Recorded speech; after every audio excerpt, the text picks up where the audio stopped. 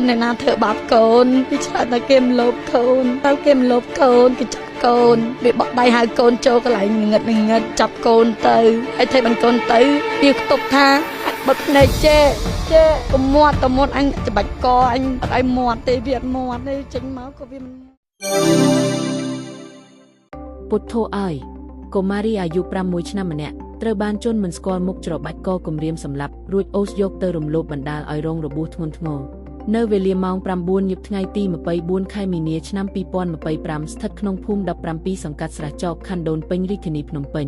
ហេតុការណ៍កើតឡើងម៉ោងប្រមាណជា 5 ល្ងាចដោយជនល្មើសកាមរូបនេះបានបកដៃហៅក្មេងឲ្យទៅចិត្តពេលនាងមិនទៅវាបានដើរមកចិត្តនិងបិទភ្នែកនាងហើយនិយាយគំរាមសម្លាប់បើសិនជានាងស្រែកវាបានធ្វើការរំលោភក្មេងយ៉ាងប្រៃផ្សៃនៅក្បែរពីងទឹកអ្នកភូមិរួចហើយក៏គេចខ្លួនបាត់ពេលដែលគេរំលោភហើយនាងក៏មិនហ៊ានស្រែកឲ្យគេជួយដែរនាងក៏ដើរមកចិត្តយាយរបស់នាងហើយឲ្យជូនទៅរកម្ដាយនាងនៅឯផ្ទះពេលមកដល់ផ្ទះនាងក៏មិនហ៊ានប្រាប់ម្ដាយដែរគ្រាន់តែប្រាប់ម្ដាយថានាងងុយគេងហើយសុំម្ដាយគេងពេលដំបូងម្ដាយនាងក៏មិនទាន់ដឹងដែរតែដល់ពេលដែលនាងបានដើរទៅបន្ទប់ទឹកនិងមានប្រឡាក់ឈាមទើបម្ដាយនាងសង្ស័យនិងបានសួរកូនថាកូនធី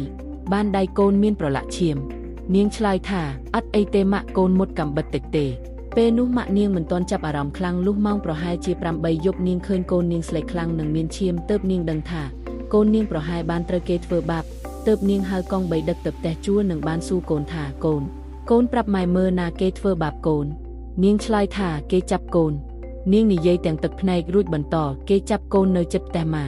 នៅចិត្តធុងទឹកកកកន្លែងនឹងឡើងងឹតឈឹងម៉ែឲ្យគ្រាន់តែឮបែបនឹងម្ដាយមានការក្តុកក្តួលជាខ្លាំងនិងប្រញាប់យកកូនមកពេទ្យជាបន្ទាន់ក្មេងត្រូវបានវះកាត់និងដេរមុខរបួសជាច្រើនកន្លែងធ្វើឲ្យមហាជនមានការអាណិតអាសូរយ៉ាងក្រៃលែងជាមួយហេតុការណ៍នេះយ៉ាងណាមិញពេលនេះសមត្ថកិច្ចខំប្រឹងស្វែងរកសត្វដេរឆាមួយនេះ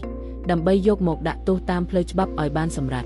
សូមពុកម៉ែបងប្អូនមានការប្រុងប្រយ័ត្នឲ្យមែនទែនចំពោះកូនចៅរបស់យើងដើម្បីជៀសវាងពីសត្វដេរឆានទាំងអស់នេះ